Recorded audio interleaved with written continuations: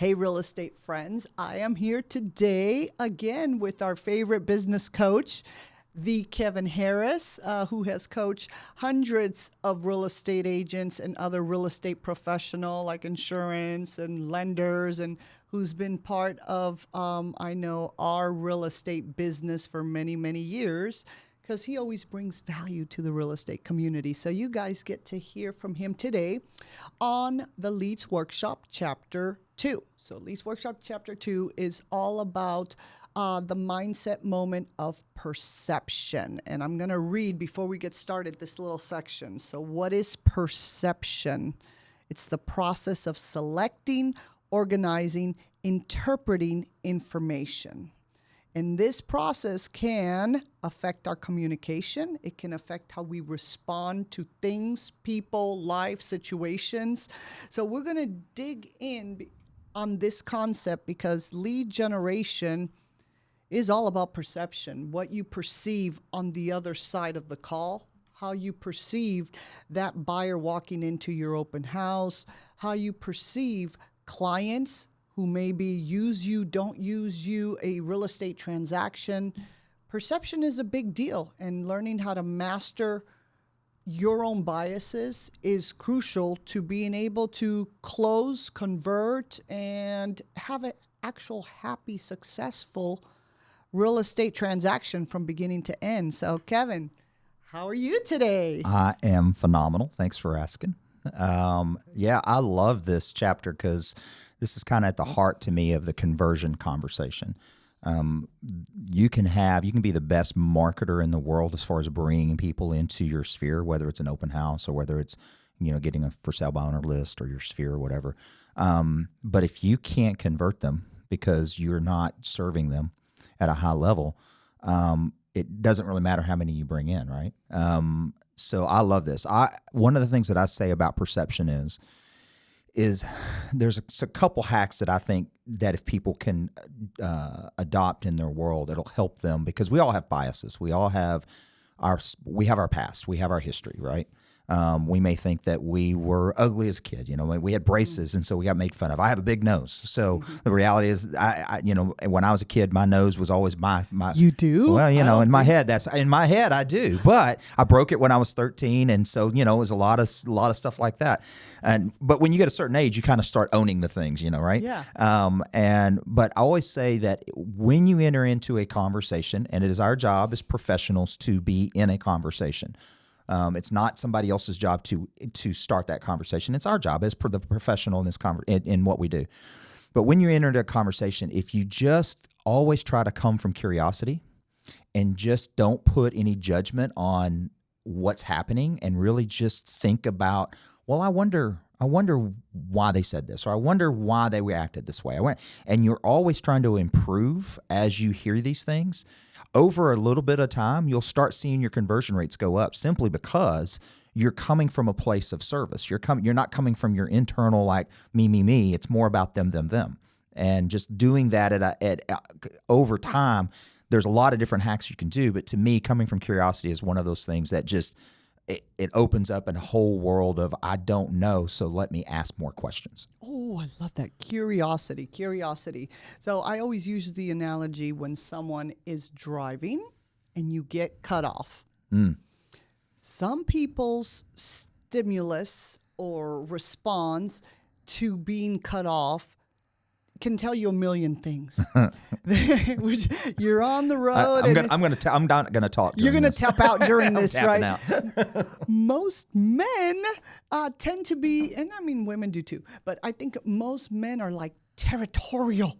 Like, this is my lane, and how dare you come into my lane, and you start judging, because it is a form of judging. Perception is judgment. You're judging them according to, it's a woman, she can't drive. Oh, it's a foreigner, they don't know how to drive. That's your perception of that situation, when in reality, it could be they're having an emergency. Curiosity. They're in a rush because their kid is sick. They're having a really, really horrible bad day. So you perceive them, this guy is a beep, beep, beep, beep, beep, beep, right? That's your perception. That's all we see, road rage. This guy's a beep, beep. And I challenge people to say, what else could it be? Love that. What else could it be? And the minute you put the what else could it be into lead generation, it transforms your business. So you call somebody and they're like, stop calling me. I'm sick of realtors calling me on my expired listing.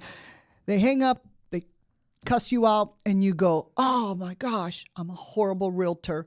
This is a horrible person. That seller is terrible. You know, you start going there, and if you just use that technique, go curiosity. Just get curious on the situation, and then ask yourself, well, you know what? What else could it be?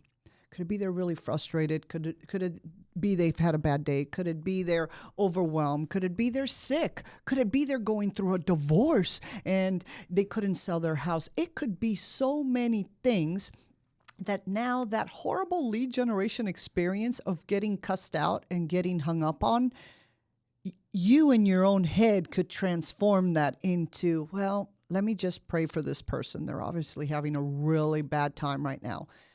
When I go into it like that, guess what happens to my conversion? Changes it. 100%.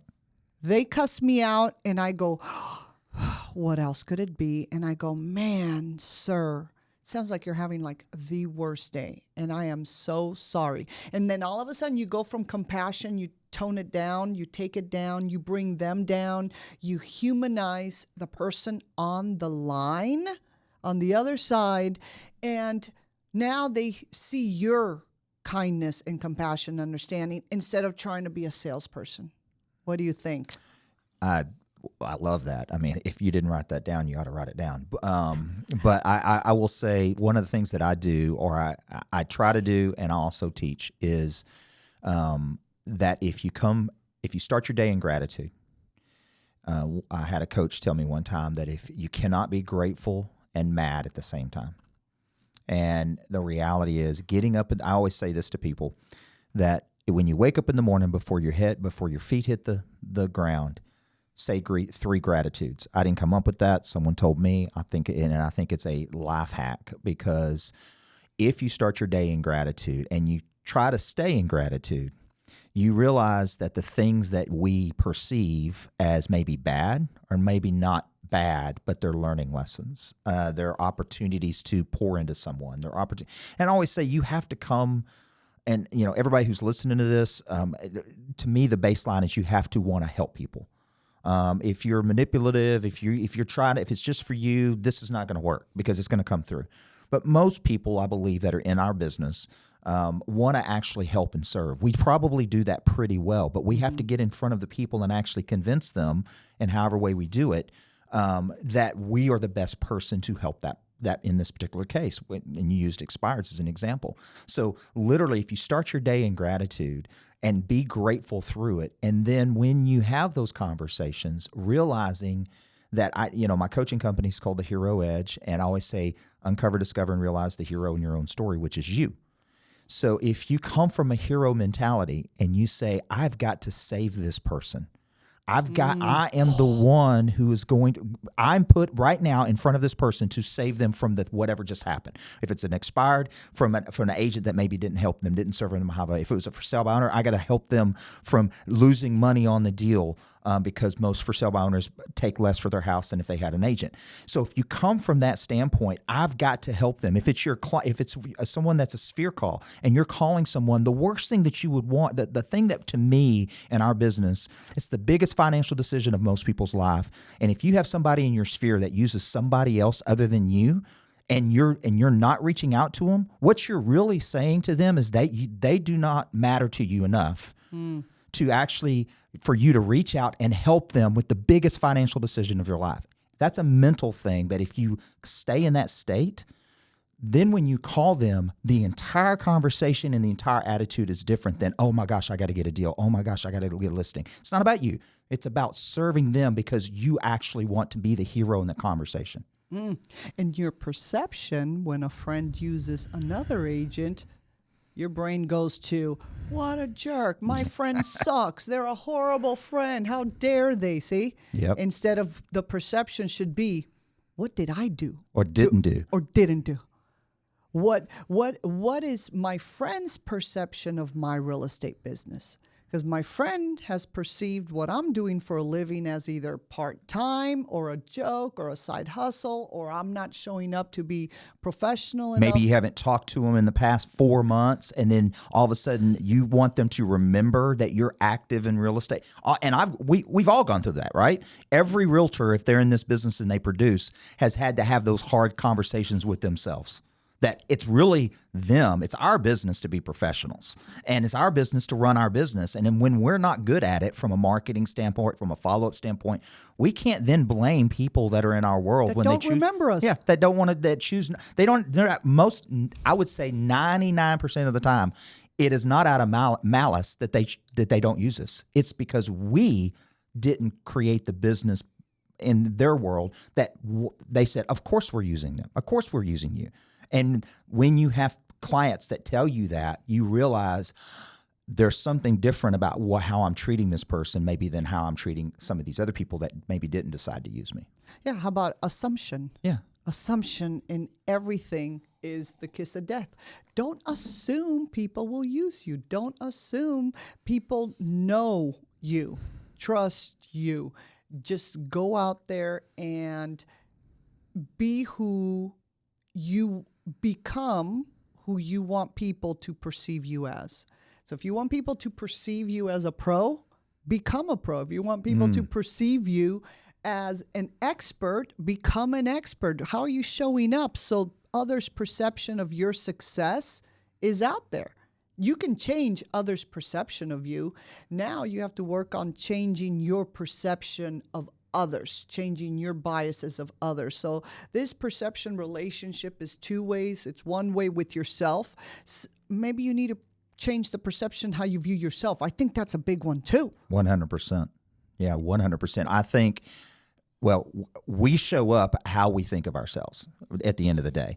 Some people are pretty good at masking and maybe acting a certain way, but it always comes through, especially in the world we live in with social media and the inundation of ads and things. People have gotten really, really good at smelling the unauthenticity of people. And not being authentic is the kiss of death in any business, but especially our business. And so if you come thinking that you're not good, thinking, and it has nothing to do with experience, it has nothing to do with how long you're in this business, because at the end of the day, we serve people.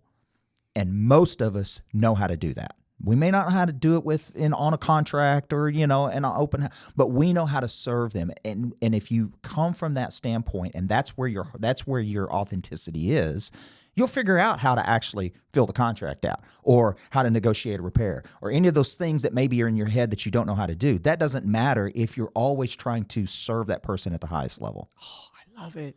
So do you perceive yourself as a servant? Love it. As a giver, as someone who cares about others, is there to help others? If that's your perception, we can overcome everything else. With a good real estate mentor, broker, support person, they can walk you through any contract, but your perception with yourself and who you are is crucial. So I love that. Well, Kevin Harris, this has been fun. We've dug deep into Leads Workshop Chapter 2. This is awesome. And this is a great program. It is it checks a lot of the boxes, if not all the boxes, on how to actually do what we're talking about, right? So that's what I love having these conversations. Oh, and we have to do the mind first before we get into lead generation. If we don't get the mind straight, so you can go out there and conquer those fears of lead generation, the Leads Workshop wouldn't work. So that's 100%. Why we always start with the mindset moment. So if you want to get a hold of